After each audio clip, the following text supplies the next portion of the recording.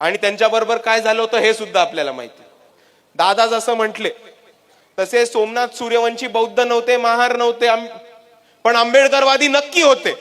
जेव्हा बाबासाहेब आंबेडकरांच्या पुतळ्याची विटंबना झाली आणि जेव्हा संविधानाचं प्रत तोडलं तेव्हा सोमनाथ सूर्यवंशी सगळ्यात पहिले रस्त्यावरती धावून आले होते आंदोलन करायला. त्याच्यानंतर पोलिसांनी त्यांना उचललं, लॉकअपमध्ये टाकलं, त्यांना मारहाण केली. त्याच्यामध्ये सोमनाथ सूर्यवंशींचा मर्डर इकडच्या पोलिसांनी, परभणीच्या पोलिसांनी केला. त्याच्यानंतर बाळासाहेब आंबेडकरांनी काळा कोर्ट चढवून हायकोर्टामध्ये गेले आणि बाळासाहेब आंबेडकरांची एक डिमांड होती की सोमनाथ सूर्यवंशींचा पोस्टमॉर्टम हा ऑन कॅमेरा झाला पाहिजे. परभणीची पोलीस म्हटले आमच्याकडे लॅबोरेटरी नाहीये, आम्ही ऑन कॅमेरा पोस्टमॉर्टम नाही करू शकत.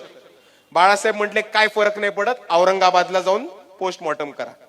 सोमनाथ सूर्यवंशीची बॉडी पोलिसांनी एका व्हॅन मध्ये चढवली आणि दिवसभर ती व्हॅन इकडून तिकडे फिरवत ठेवली म्हणजे तो पोस्टमॉर्टम होणार नाही. वंचित बहुजन आघाडीच्या कार्यकर्त्यांनी अख्खा ताफा घेऊन त्या व्हॅनचा पाठलाग केला. हायवेवरती ती पोलिसांची व्हॅन थांबवली, पोलिसांना धम भरवून, पोलिसांना चांगलंच सुनवून ती व्हॅन उलटी परत औरंगाबादला घेऊन गेले. सोमनाथ सूर्यवंशींचा पोस्टमॉर्टम ऑन कॅमेरा झाला आणि त्याच्यामध्ये हे सिद्ध झालं की सोमनाथ सूर्यवंशींना जसं फडणवीस खोटं बोलत होते तसं काही नाही, त्यांना कोणताही दम्याचा, हार्टचा कोणताही आजार नव्हता. त्यांचा जीव हा पोलिसांच्या मारहाणीमध्ये गेला होता. आणि वंचितच्या कार्यकर्त्यांनी तिकडे पोलिसांशी लढा दिला आणि जबरदस्तीने सोमनाथ सूर्यवंशींचं पोस्टमॉर्टम ऑन कॅमेरा केल्यामुळे बाळासाहेब आंबेडकरांना तो महत्वाचा पुरावा मिळाला. तो पुरावा घेऊन बाळासाहेब आंबेडकर औरंगाबादच्या कोर्टमध्ये गेले, सुप्रीम कोर्टाच्या दिल्लीच्या सुप्रीम कोर्टामध्ये गेले आणि स्वतः काळा कोर्ट चढवून स्वतः वकील बनून सोमनाथ सूर्यवंशींसाठी केस लढले आणि सोमनाथ सूर्यवंशींना न्याय मिळवून दिला. आणि ज्या परभणीच्या पोलिसांनी सोमनाथ सूर्यवंशींना मारहाण केली होती त्या सगळ्यांवरती कारवाईचा आदेश हे बाळासाहेब आंबेडकर दिल्लीवरनं घेऊन आले होते. काय नका मारू, एक मिनिट ऐक.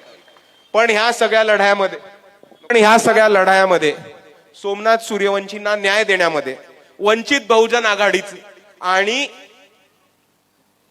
बाळासाहेब आंबेडकरांपेक्षा एका व्यक्तीचा खूप मोठा सिंहाचा वाटा होता. ते कोण होते आपल्याला माहिती आहे? त्यांचं नाव माहितीये कोणाला? कोणतरी बोललं इकडे.